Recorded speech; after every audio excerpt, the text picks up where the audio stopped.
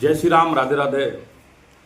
सीताराम सीताराम सीताराम कहिए, और जाहि विधि राखे राम ताहि विधि रहिए। सीताराम सीताराम सीताराम कहिए, और जाहि विधि राखे राम ताहि विधि रहिए। जाहि विधि राखे राम ताहि विधि रहिए। परहित सरिस धर्म नहीं भाई। देखिए, आज के समय पे इस कलयुगी दुनिया में परहित सरिस धर्म नहीं भाई, यानी परोपकार से बड़ा कोई धर्म नहीं है। आप चाहे तो कितनी भी टाइप की बहुत अच्छी काम कर लें, अपने परिवार के लिए सब कुछ कर लें, परंतु यहां पर अगर कोई शब्द आ रहा है तो परोपकार से बड़ा कोई शाब्दिक अर्थ नहीं है। अगर मैं बात करता हूं तो जितना ही आप लोगों का उपकार करेंगे, जितना ही आप लोगों के साथ में अच्छे भेदभाव करेंगे, तो अच्छे साथ में जुड़े रहेंगे, तो उसमें आप दुनिया से एक अलग शख्स बनते हुए चले जाएंगे। उसमें कोई दो राय वाली बात नहीं है। आज मैं बात करता हूं परहित सरिस धर्म नहीं आ भाई। परोपकार से बड़ा कोई दूसरा धर्म नहीं है। आप सिर्फ परोपकार कीजिए, आपको उसका फल मिलता ही रहेगा। आज मैं बात करता हूं, जब भगवान श्री कृष्ण यशोदा माता को और भगवान श्री राम माता कौशल्या को अपना यही जब अपना विश्वरूप उनको दिखाया था, यानी अपना सबसे बड़ा स्वरूप उनको दिखाया था, अतः किसी प्राणी की सेवा साक्षात ईश्वर की सेवा के बराबर कहा गया है। जब भगवान श्री कृष्ण और जब भगवान श्री राम दोनों ने अपने मां को विश्व का रूप दिखाया था, तो उन्होंने यह कहा था कि प्राणी की सेवा ही साक्षात ईश्वर की सेवा है।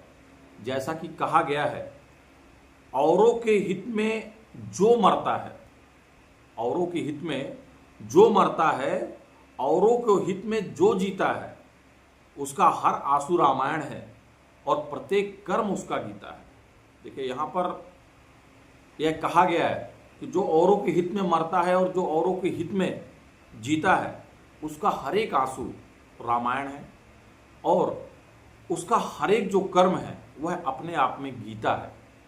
देखिए, क्या होता है, यहां पर बिगर किसी भाव से किया गया उपकार हमेशा बहुत ऊपर होता है। उपकार भी बिगर किसी भाव के। आप उपकार कीजिए, पर यह मत कीजिए कि यह आदमी उपकार में मुझे कुछ ना कुछ चीज दे जाएगा, ऐसा नहीं। उपकार भी बिना भाव के कीजिए। जब आप बिना भाव के उपकार करेंगे तो वह उपकार बहुत ऊपर तक जाता है। अगर मैं बात करता हूं, एक दिन एक राजा लोगों को दान दे रहा था। राजा जो था लोगों को दान दे रहा था। दान देते समय उसकी खूब जय जयकार हुई। जैसे कि आज के डेट में जब कोई दान देता है तो उसकी बहुत जय जयकार होती है। यह कहीं भी देख लीजिए, अगर आपको कोई 100 रुपए, कोई कुछ रुपए भी दान दे दे, तो आप उसका बहुत समय तक इतना गुणगान गाएंगे जिसकी कोई लिमिट नहीं। तो इसी तरह एक राजा जो था, वह अपनी प्रजा में दान दे रहा था, और दान देने के बाद में उसकी बहुत ज्यादा जय जयकार हो रही थी, और वह मन ही मन सोचता रहता था। और जब जयकार होती थी लोगों की, तो वह अपनी नजरें नीचे कर लेता था और मन ही मन वह सोचता था कि यह सारी दुनिया ईश्वर ने बनाई है, अतः मेरे पास जो कुछ भी है वह ईश्वर का ही दिया हुआ है। परंतु उपकार पाने वाले लोग यह नहीं समझ रहे हैं कि जो मैं दान दे रहा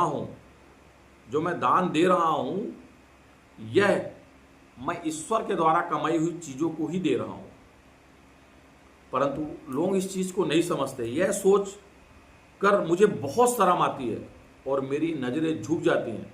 स्वामी विवेकानंद जी ने ठीक ही कहा है कि किसी दीनहीन की सेवा करना अच्छी बात है, पर जीव की शिवभाव से सेवा करना सबसे बड़ा उत्तम कार्य है। राजा तो दान दे रहा, उसके पास तो बहुत संपत्तियां हैं, परंतु राजा की भी नजरें झुकी हुई हैं जब लोग उनका जय जयकार करते हैं। क्यों?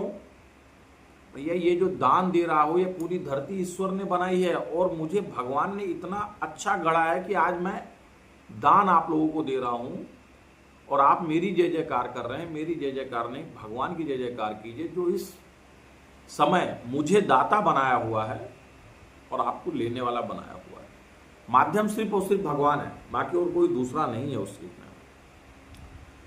तो यहां पर स्वामी विवेकानंद जी ने कहा है कि किसी भी दीनहीन की सेवा करना अच्छी बात है, पर जीव की शिवभाव से सेवा करना सबसे उत्तम माना गया है। इस अखिल ब्रह्मांड में एक चींटी का जीवन भी हमारे उपकार पर निर्भर नहीं है। जरा सुनिएगा इस बात को। इस अखिल ब्रह्मांड में या पूरे ब्रह्मांड में एक चींटी का जीवन भी हमारे उपकार के ऊपर निर्भर नहीं है कि हम उपकार करेंगे तभी वो जिंदा रहेगी। नहीं, मनुष्य कितना भी बड़ा ताकतवर बन जाए, परंतु इस पूरे अखिल ब्रह्मांड में चींटी का भी जीवन हमारे उपकार पर निर्भर नहीं है, क्योंकि सबको मारने वाला और बचाने वाला और कोई नहीं है। सबको मारने और बचाने वाला कोई नहीं है। इसीलिए कहा गया है कि जाको राखे साइया मार सके न कोई, बाल न बांका कर सके जो जग बैरी होए। देखिए क्या होता है, किसी को मारने और जीने का जो हक है वह स्वयं बनाने वाला देता है, यानी हमको बना के भेजने वाला स्वयं भगवान ईश्वर है। अभी अगर अपन देखेंगे तो अहमदाबाद में जो बड़ी दुर्घटना हुई है, प्लेन दुर्घटना, देखिए अगर उसमें से एक जन बच भी गए तो बचाने वाला ऊपर वाला है, और अगर वहां पे सभी खत्म हो गए तो मारने वाला भी ऊपर वाला है। तो जन्मदाता जो हमको इस धरती में भेजा है, भाई आपको क्या करना है क्या नहीं करना है, उसके तहत ये परिभाषित है कि भैया आप मरने वाला और बचाने वाला तो ऊपर वाला है। यदि हम समझे कि हम बहुत बड़े मानव हैं, हमारे पास बहुत बड़ा पैसा है, तो अगर एक चींटी, छोटी सी चींटी जो भी हमारे उपकार के ऊपर नहीं टिकी है, वो अपना जीवन जिएगी, क्योंकि उसको मारने और बचाने वाला ऊपर वाला है, आप और हम नहीं है। मानव इस भूल में रहता है। आप बड़ी बड़ी टेक्नोलॉजी का आविष्कार कर लीजिए, परंतु जब मृत्यु आती है तब उस टेक्नोलॉजी का कोई मतलब नहीं होता। आप बड़े से बड़ा डॉक्टर बन के तैयार कर लीजिए, परंतु जब मृत्यु आती है ना, तो डॉक्टर भी नहीं बच पाता जो स्वयं दूसरों का इलाज करता है। अर्थात मरना और जीना यह आपके हाथ में नहीं है। आप लाख कोशिश कर लीजिए, परंतु मरना और जीना सिर्फ एक ही के हाथ में है, वह है भगवान के हाथ में। वो आपको जब तक जिंदा रखेंगे, जब तक आप जिएंगे। चाहे कितनी बड़ी भी दुर्घटना हो जाए, आप नहीं मरेंगे, और जब मरना होगा तो आप कितने भी अपने आप को बचा लेंगे, पर आप बचेंगे नहीं। यह विधाता के ऊपर निहित है। जो मनुष्य सांस लेता है उसका जीवन और मरण एकदम फिक्स है। वो अपने टाइम तक ही जिएगा, उससे ज्यादा नहीं जी सकता है, और जब मरना होगा तभी मरेगा, उससे पहले नहीं मर सकता। तो इसलिए कहा गया है कि जाको राखे साइया मार सके ना कोई, बाल न बाका कर सके जो जग बैरे हो। देखिए, फिर हमें किसी की भी सेवा का अगर सौभाग्य मिलता है, किसी भी, देखिए क्या होता है कि सेवा भाव एक अलग भाव होती है जो हर मनुष्य के अंदर निहित होती है, पर यदि हमें किसी की सेवा का अगर सौभाग्य मिलता है तो यह अपने ऊपर प्रभु की बहुत बड़ी कृपा है। सेवा का भाव क्या होता है कि उन्होंने किसी की सेवा के लिए हमें अपना माध्यम बनाया है। देखिए यहां पर है बहुत छोटी सी बात, यदि मान लीजिए कभी किसी की सेवा का सौभाग्य किसी को मिलता है, चाहे कोई भी हो और वो किसी भी चीज के लिए हो, अगर किसी के सेवा का सौभाग्य मिलता है तो वह हमारे ऊपर प्रभु की बहुत बड़ी कृपा है कि उन्होंने किसी की सेवा के लिए हमें अपना माध्यम बनाया।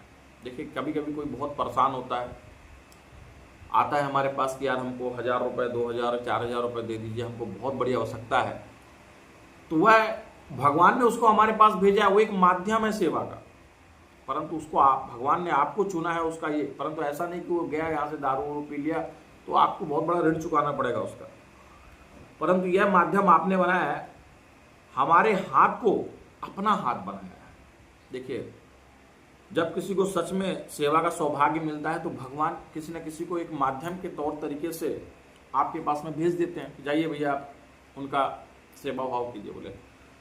तो वह जो हाथ होता है वह भगवान का ही हाथ है जो आपको सेवा भाव दे रहा है बोले।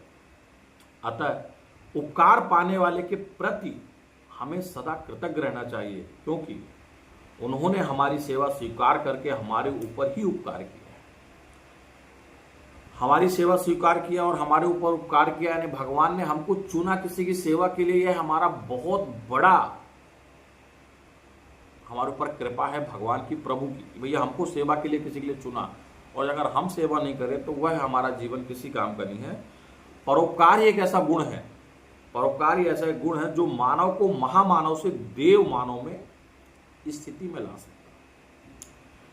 देखिए, परोपकार एक ऐसा गुण है जो मानव को महामानव से देव मानव में ला सकता है। यानी अगर आप लगातार परोपकार करते गए तो जो महामानव का जो शरीर होता है वो आप देव मानव में अपने आप को कन्वर्ट कर सकते हैं। सिर्फ उपकार और सेवा, यदि आप सक्षम है तो आप उपकार और सेवा कीजिए ना, सक्षम नहीं है तो आप तो उपकार और सेवा लेने की कोशिश करें, कोई हमको उपकार और सेवा दे दे। परंतु भगवान ने यदि आपको सक्षम बनाया है तो उस सक्षम बनाने के बाद में आपको इस लायक बनाया है कि आप दूसरे को सेवा कर सकें, दूसरे के लिए कुछ कर सके, वह आपको भगवान ने ही बनाया। अब देखिए, जो निचले हिस्से के जो उनको सेवा भाव चाहिए उनको तो भगवान ने उस कंडीशन में बनाया ना, इसीलिए परोपकार करना चाहिए, क्योंकि परोपकार ही ऐसा गुण है जो महामानव से आदमी को देव मानव में परिवर्तित कर सकता है, बदल सकता है। बोले ईश्वर के सृष्टि में हम पल रहे, बढ़ रहे, हर चीज कर रहे हैं, परंतु यह हमको परोपकार की प्रेरणा देता है। अब जरा देखिए, नदियां जो होती हैं परोपकार के लिए बहती हैं। ये चीज आप भी जानते हैं, हम भी जानते हैं कि जो नदियां होती हैं वह परोपकार करती हैं, दूसरों का जीवन सही साट करती हैं। क्योंकि क्या होता है, जब नदियां बहती हैं तो अपने साथ पानी बहा के ले जाती हैं, जो हर किसी की बहुत बड़ी आवश्यकता होती है। तो अगर उदाहरण देता हूं तो नदियां परोपकार के लिए बहती हैं, हर जगह बहते हुए हर लोगों को पानी देती है। उनका पानी में किसी का कोई बंधन नहीं, भी आओ कोई भी पियो, आओ कोई भी खेती सींचो, आओ कुछ भी करो, परंतु वह परोपकार के लिए ही बहती हैं। नदियों में ऐसा कुछ नहीं, नदियां हमेशा लोगों को परोपकार के लिए बह गई, आइए भैया मेरा पानी लीजिए, आइए मेरा वो कीजिए। नदियां धन्य होती हैं जो परोपकार के लिए बहती हैं। दूसरा, वृक्ष, वृक्ष सबको छाया देते हैं। भाई वो बने इसी के लिए हैं कि कितनी गर्मी आ जाए, परंतु मैं अपना चारों तरफ अपना वृक्ष की पत्तियां फैला दी और मेरे नीचे आप खड़े रहिए और खड़े रह के आराम से आप छाया में बैठिए। यह परोपकार ही तो नहीं क्या है? जरा सोचिए कि हम जैसे मनुष्य लोग यह सोच नहीं पा रहे हैं कि हमको दूसरे के ऊपर परोपकार करना चाहिए, सेवा करना चाहिए। जैसे कि नदियां बहती हैं परोपकार के लिए और वृक्ष बनते हैं दूसरों को, हर किसी को छाया देने के लिए। खुद इतनी टाइप की समस्याएं वृक्ष झेल लेता है, पूरी सूरज की रोशनी अपने ऊपर झेल लेता है, परंतु दूसरों को परोपकार के लिए छाया प्रदान करता है। देखिए, ये जीव हैं, ये भी सांस लेते हैं, परंतु अपनी सांस में परोपकार, दूसरों की सेवा के लिए तटस्थ है, चाहे वो नदियां हो चाहे वह वृक्ष हो। आदमी आज की डेट में वृक्ष काट रहा है, नहीं बोले, परंतु जो हरे बड़े बड़े वृक्ष होते हैं वह दूसरों को सुख ही देते हैं। जिस तरह नदियां सुख देती हैं उसी तरह वृक्ष सुख देते हैं। इनसे बड़ा परोपकार कोई नहीं होता है। इनसे मनुष्यों को परोपकार की शिक्षा लेनी चाहिए। यह एक जगह अगर वृक्ष खड़े हैं तो कई लोगों को छाया प्रदान कर सकते हैं। नदियां अगर एक स्थान से दूसरे स्थान पर बह रही हैं तो लोगों को परोपकार दे रहे हैं, लोगों की सेवा कर रहे हैं कि आइए मेरा मीठा जल आप लोग ग्रहण कीजिए। उसमें कोई भी भेदभाव नहीं, ना कोई बड़ा ना कोई छोटा, हर कोई उनका जल का सेवन करता है।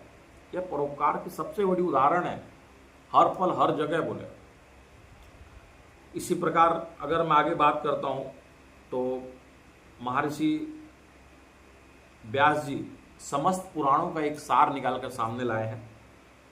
परोपकारः पुण्याय पापः परपीडनम, अर्थात किसी का भी उपकार करना ही सबसे बड़ा पुण्य है। परोपकारः पुण्याय पापाय परपीडनम, अर्थात किसी का भी उपकार करना आज के समय पे सबसे बड़ा पुण्य माना गया है। वह किसी को दुख देना ही पाप है। गोस्वामी तुलसीदास जी ने भी परोपकार की कई टाइप की परिभाषाएं की है, कई टाइप की प्रशंसा की है। अर्थात किसी का उपकार करना ही पुण्य है और किसी को दुख देना सबसे बड़ा पाप है। देखिए, दुख का माध्यम क्या होता है? मनुष्य होता है। दुख कैसे दिया जाता है? किसी माँ बाप ने अपने बाल बच्चों को बहुत मन से पाला और बड़ा होने के बाद में बच्चा बदल गया तो माँ बाप को दुख दिया, वो सबसे बड़ा पाप है। मनुष्य को जो पाप या दुख देता है वह उसका स्वयं का निर्मित किया हुआ चीज है। अगर मैं आज की डेट में बात करता हूं तो स्वयं की बनाई हुई चीज ही मनुष्य को सबसे बड़ा दुख देता है। आप अपने पुत्र को बनाइए, आप अपनी पुत्री को बनाइए, यह अगर अच्छे संस्कार अगर इनको दिए हैं तो यह आपका नाम रोशन करेंगे। यदि कहीं ना कहीं इनको गलत संस्कार मिला है तो यह आपको सबसे बड़ा दुख देके पाप का भागीदार बनेंगे। तो अगर मैं बात करता हूं कि परोपकार पुण्याय पापाय परपीडनम, अर्थात किसी का भी उपकार करना सबसे बड़ा पुण्य है और किसी को दुख देना सबसे बड़ा पाप है। यह मनुष्य के, देखिए दुख जाने अनजाने में नहीं दिया जाता। दुख क्या हो जाता है कि कोई जानबूझ के दुख देता है तो किसी की प्रवृत्ति दुख देने की होती है, और जब आदमी मन से किसी का दुख सहन करता है तो उससे बहुत टाइप की हाय निकलती है, जिससे उसका बहुत बड़ा नुकसान होता है। पर यहां पर गोस्वामी तुलसीदास जी कहते हैं, पर हित सरिस धर्म नहीं भाई, पर पीड़ा सम नहीं अधिमाई। भावार्थ और अर्थ जरा सुनिएगा। पर हित सरिस धर्म नहीं भाई, पर पीड़ा सम नहीं अधमाई, अर्थात परोपकार के समान कोई दूसरा धर्म नहीं है और दूसरों को पीड़ा देने के समान कोई दूसरा पाप नहीं है। यहां पर गोस्वामी तुलसीदास जी कहते हैं कि पर हित सरसी धर्म नहीं भाई, अर्थात परोपकार के समान कोई दूसरा धर्म नहीं है।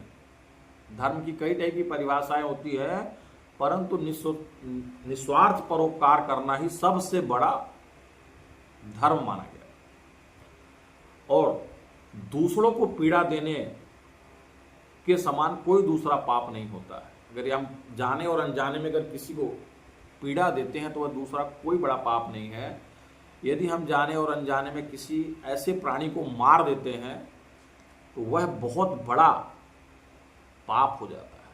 अब आज की डेट में देखिए, गौ हत्या करना, जानवरों को मार के खाना, यह सबसे बड़ा पापों में एक चीज होता है। पाप नहीं तो और क्या है।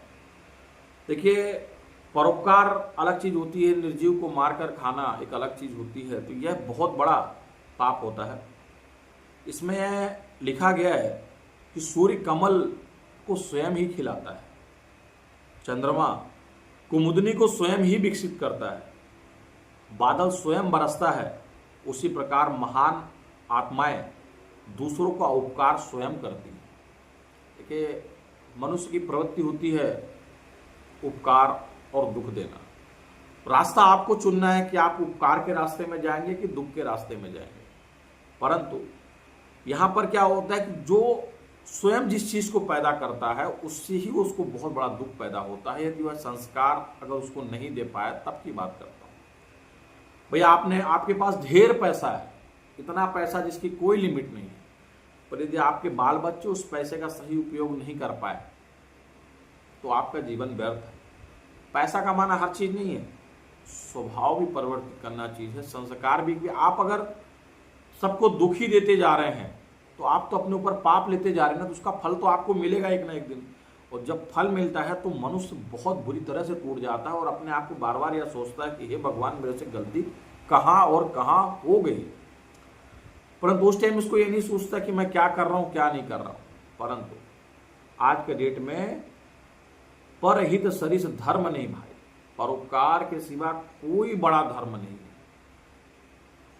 आप लाख मंदिर चले जाइए, आप लाख लोगों को कुछ कर लीजिए, परंतु अगर आपने परोपकार नहीं किया है तो उससे बड़ा कोई धर्म नहीं है। और यदि आपको जाने अनजाने में अगर किसी का दिल दुखा दिया है तो उससे बड़ा पाप कुछ नहीं है। मनुष्य के पास में दोनों ही चीज निहित है, धर्म और पाप दोनों। मनुष्य कौन से रास्ते में जाना चाहता है ये उसके ऊपर डिपेंड है, वो उसके ऊपर सोचना चाहता है कौन से रास्ते में जाना चाहता है। कोई जिंदगी भर बहुत अच्छे काम करता है परंतु अंत मरण के समय उसको बहुत टाइप की तकलीफें होने लगती है और वह मरते मरते कई टाइप के कष्ट को भोग लेता है। ऐसा क्यों होता है? क्योंकि जब उनको परोपकार करना था, जब वो परोपकार नहीं किए, उस टाइम जाने और अनजाने में किसी न किसी को मन दुखित किए, जिसका उनको यह फल मिलता है। संत कबीरदास जी ने भी इसके ऊपर बहुत अच्छी बात कही है कि महान आत्माएं ऐसी होती हैं जो दूसरों का उपकार करती हैं, और उपकार करके वो स्वयं महामानव से देव मानव में कन्वर्ट हो जाते हैं। यहां पर संत कबीरदास जी कहते हैं, धन रहे न जोबन रहे, रहे न गांव और ना ही ठास, कबीर जग में जस रहे अब कर दे किसी का काम। देखिए यहां पर कबीरदास जी का भी एक वक्तव्य आया हुआ है, धन रहे न जोबन रहे, रहे न गांव और ना ठाम, कबीर जग में जस रहे कर दे किसी का काम। अर्थात एक दिन यह ना ही धन रहेगा और ना ही यौवन रहेगा, गांव घर सब छूट जाएंगे, पर रहेगा तो अपना यश। यह तभी संभव है जब हमने किसी का काम किया।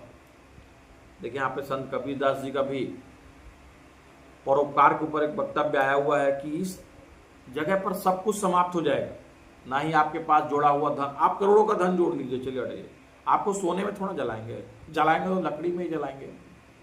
और ये तो नहीं कि कोई बहुत बड़ा महल बना के वहां पे जलाएंगे तो शमशान घाट में ही जलाएंगे, तो प्रकृति का नियम है ना बोले। परंतु इतना भी धन जोड़ के क्या मतलब कि मरते समय वो धन ना काम आए। धन जब काम आएगा जब आप परोपकार करेंगे, दूसरों की सेवा करेंगे, यही सब थोड़ा धर्म है।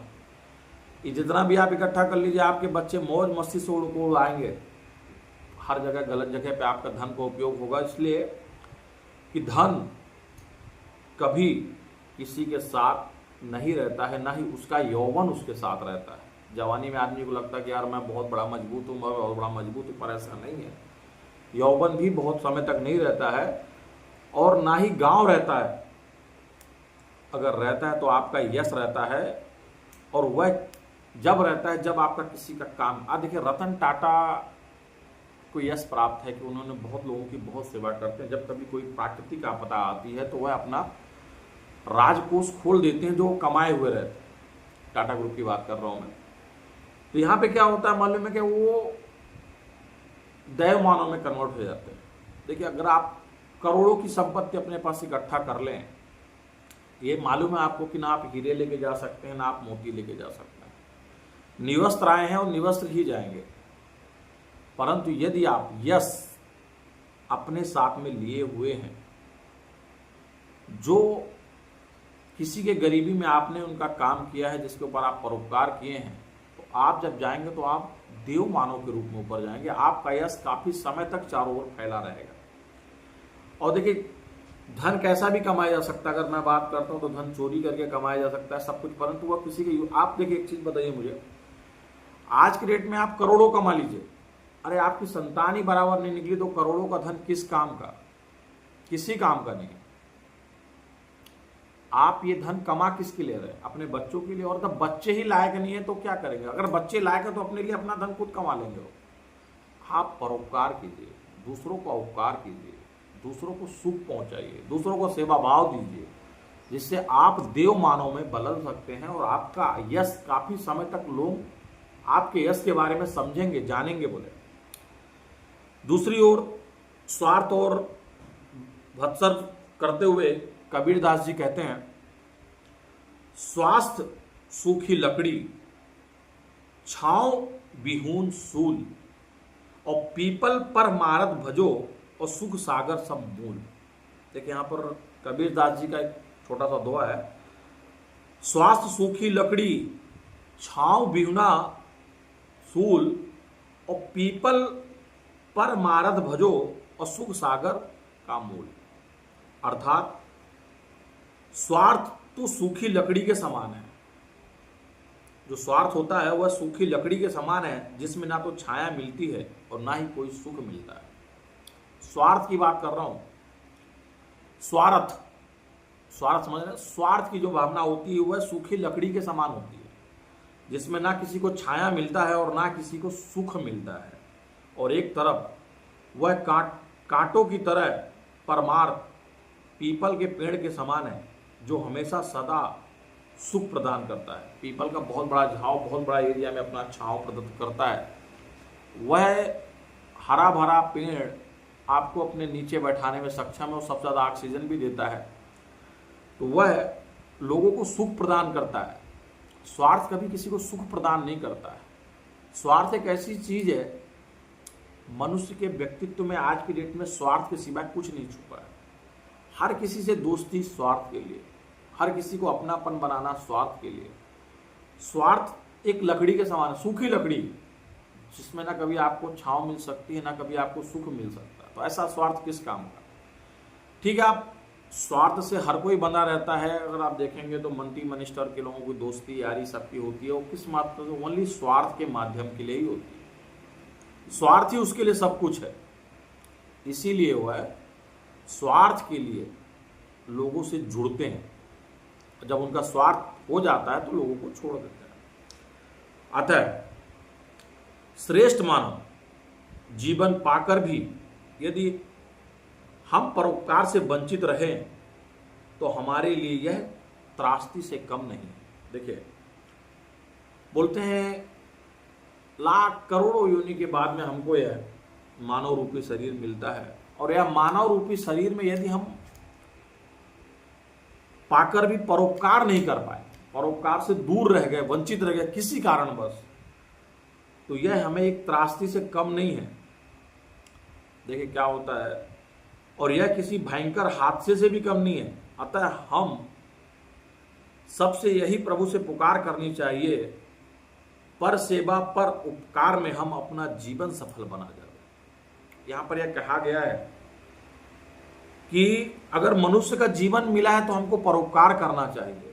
यदि मनुष्य का जीवन मिला है तो हमको परोपकार करना चाहिए। यदि हम परोपकार नहीं किए तो यह एक त्रासदी के समान होता है।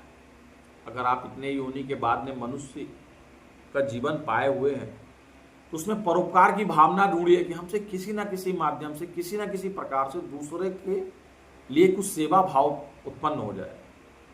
हर शरीर से धर्म नहीं भाई, परोपकार से बड़ा कोई धर्म नहीं है, परोपकार से बड़ा कोई ऐसी चीज नहीं है। इसीलिए परोपकार कीजिए।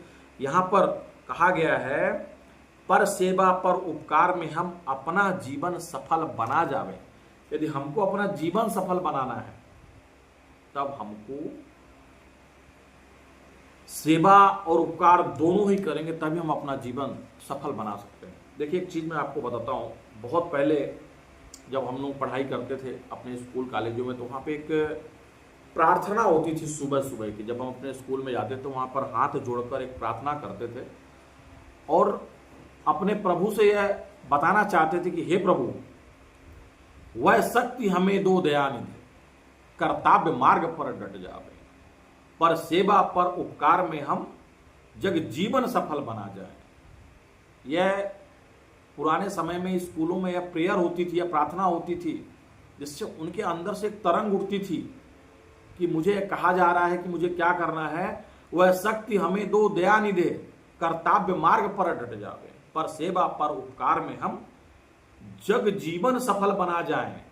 हम दीन दुखी निबलो बिबलो, सेवक बन संताप हरे, जो हैं अटके भूले भटके, उनको तारे खुद तर जावे। यह प्रेयर उस जमाने पे होती थी स्कूलों में, चाहे आप सरस्वती स्कूल में पढ़िए, चाहे आप सरकारी स्कूल में पढ़िए, चाहे आप प्राइवेट स्कूल में पढ़िए, उस जमाने पे होती थी। अब तो अलग अलग टाइप का प्रेयर हो गई है, परंतु यह उस टाइप का प्रेयर होती थी कि वह शक्ति हमें दो दयानिधि, कर्तव्य मार्ग पर डट जावे, पर सेवा पर उपकार में हम जग जीवन सफल बना जाए। आगे अगर मैं चलता हूं, छल दब द्वेष पाखंड झूठ, अन्याय से निस्दिन दूर रहें, और जीवन हो शुद्ध सरल अपना, सुचि प्रेम सुधा रस बरसाए। निज आन मान मर्यादा का प्रभु ध्यान रहे, अभिमान रहे, जिस मातृभूमि पर जन्म लिया बलिदान उसी पर हो जाए।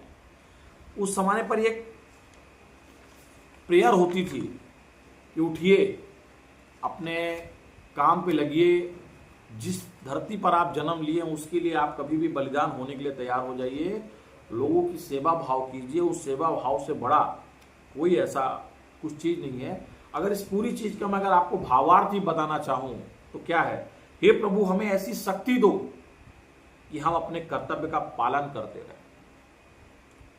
देखिए यहाँ पर जो प्रार्थना पहले होती थी उसका भावार्थ क्या होता था, हे प्रभु हमें ऐसी शक्ति दो कि हम अपने कर्तव्य का पालन कर सकें और दूसरों की सेवा कर सकें, दूसरों की भलाई कर सकें, इस तरह से अपना जीवन हम सफल बनाएं। हे प्रभु हम सेवक बनकर गरीबों, कमजोर और दुखियों की तकलीफों को दूर कर सकें। जो लोग भूले भटके हैं उन्हें सही रास्ते पर लाएं, उनके जीवन को अच्छा बनाएं और उनका जीवन भी, अपने जीवन को अच्छा बनाएं और उनके जीवन को भी अच्छा बनाएं। हम किसी को धोखा ना दें, घमंड ना करें और किसी से बैर ना करें, दिखावे से दूर रहें, कभी किसी से झूठ ना बोलें, कभी किसी के साथ अन्याय ना करें। इन सभी बुराइयों से रात और दिन दूर रहें, हमारा जीवन सादा रहे। हम हमेशा दूसरों को पवित्र प्रेम और अमृत बरसाने वाले अर्थात सभी को प्यार से देखें, सभी को प्यार दें। हे प्रभु हम अपनी बात का ध्यान रखें, मान मर्यादा का ध्यान रखें और इससे हमको गर्व महसूस हो और जिस देश में हमने जन्म लिया है उस पर मर मिटने के लिए तैयार रहें। देखिए यह प्रेयर बहुत पहले होती थी, अब तो इस समय शायद तक स्कूल में बंद हो गई है। पर वह शक्ति हमें दो दया निधे कर्तव्य मार्ग पर डट जावे, पर सेवा पर उपकार में हम जग जीवन सफल बना जावे। अगर मैं आज बात करता हूं परोपकार,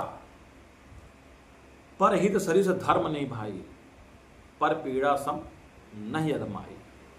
आप परोपकार के लिए पैदा हुए हैं, परोपकार कीजिए, उससे बड़ा कोई धर्म नहीं।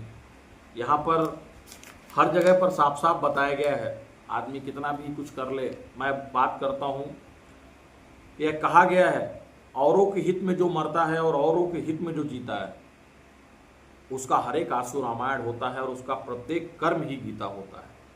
यदि आप दूसरों के लिए जी रहे हैं, दूसरों के लिए मिल रहे हैं, तो उसका एक हर एक आंसू, गिरने वाला हर एक आंसू अपने आप में एक रामायण है और उसके द्वारा किया गया हर एक कर्म अपने आप में गीता है। इसीलिए कहते हैं पर हित सरिस धर्म नहीं भाई। दूसरों को परोपकार करने से बड़ा कोई धर्म नहीं है। आप परोपकार करते हैं, चाहे वो जाने में करें चाहे अनजाने में करें, परंतु यदि प्रभु ने आपको किसी का परोपकार करने का सामर्थ्य दिया है तो आप जरूर कीजिए, जरूर करें। जय श्री राम, राधे राधे।